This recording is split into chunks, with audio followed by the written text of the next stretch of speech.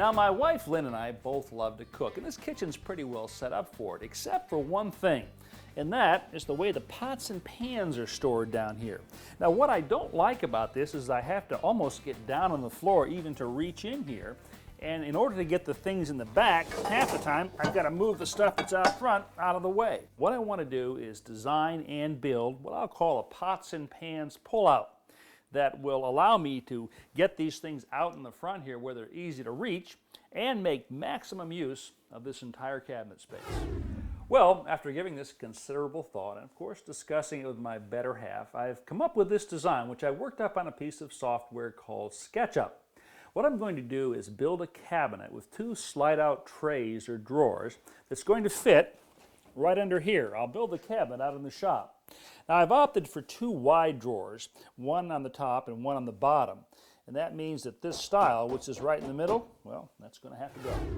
Before removing the center style, I decide to add a strip of 1x2 as a support to prevent any sagging. I attach it with screws from the inside. Then I remove the cabinet doors, cut the style with a handsaw, and pry it out. Next, I remove the shelves on the inside by cutting them into sections with a jigsaw.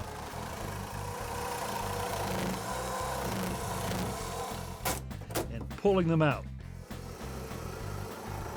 Or in some cases, knocking them free with a mallet.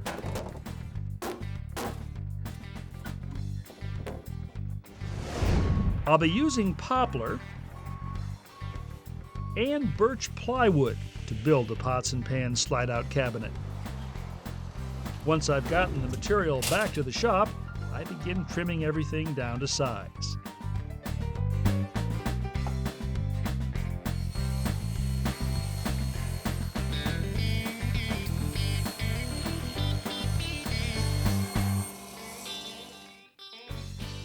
Well, I've cut out all the pieces for our project, and I'm going to start by assembling this outside cabinet or case.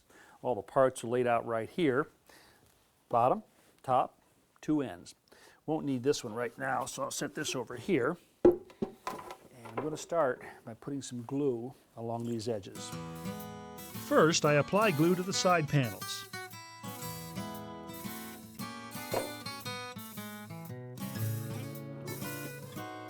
Then set the top and sides in place and slip on a corner clamp to hold the pieces in position. Next, I set the bottom in place, secure all the joints with adjustable clamps, make a few final adjustments,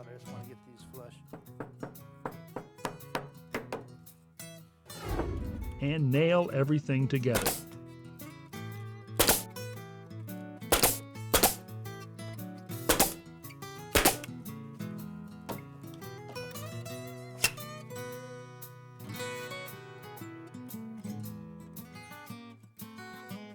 Finally, I set the back in place and attach it.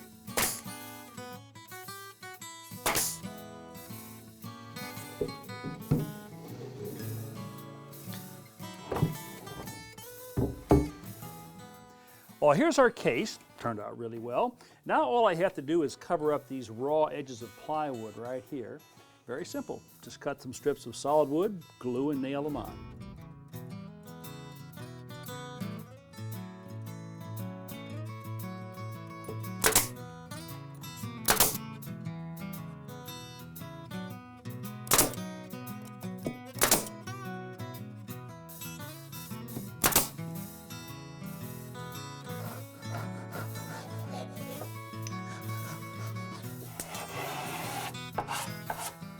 There, that finishes work on the case. Now, I'm going to start on these drawers or trays that slip up inside.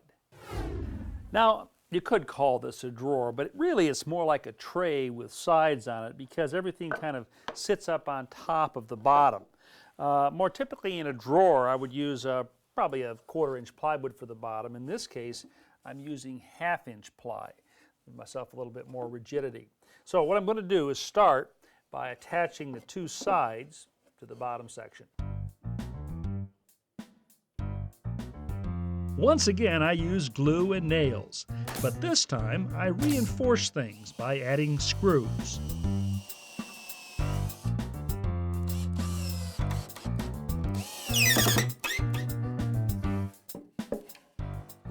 Just to make sure the pots and pans and lids don't slip off the rear of the pullout, I'm going to make the back a couple of inches higher.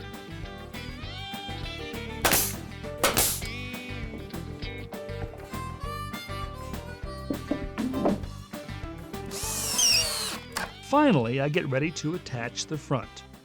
You'll notice I've left it an inch or so wider than the pullout. This overhang will conceal the drawer glides that will mount to the sides later.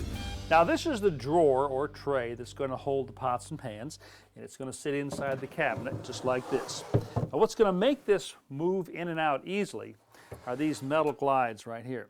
And they're what are called full extension glides. They allow this drawer to slide all the way out, so I've got easy access from front to back. One half of the glide mounts on the inside of the cabinet. The other half installs on the side of the pull-out shelf. With the glide hardware mounted, installing the drawer into the cabinet is as simple as setting the drawer in place and pushing it in.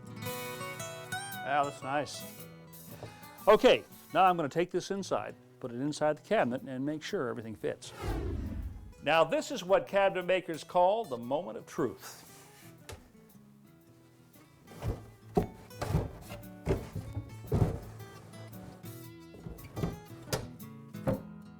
Yes! Next, I remount the cabinet doors and set the pullouts in place for the final time. Wow, what a difference a coat of paint makes, huh?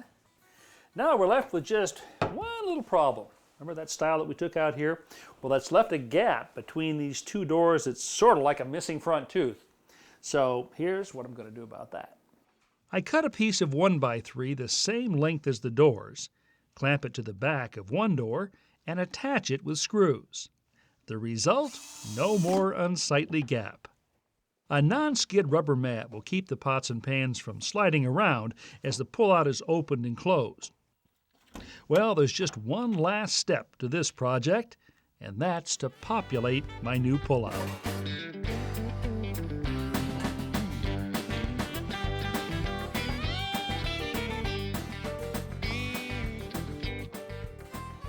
Well, you know, this couldn't have turned out better for me. My pots and pans are right here near the stove where I'm going to use them. I don't have to reach down low when I want to put them away.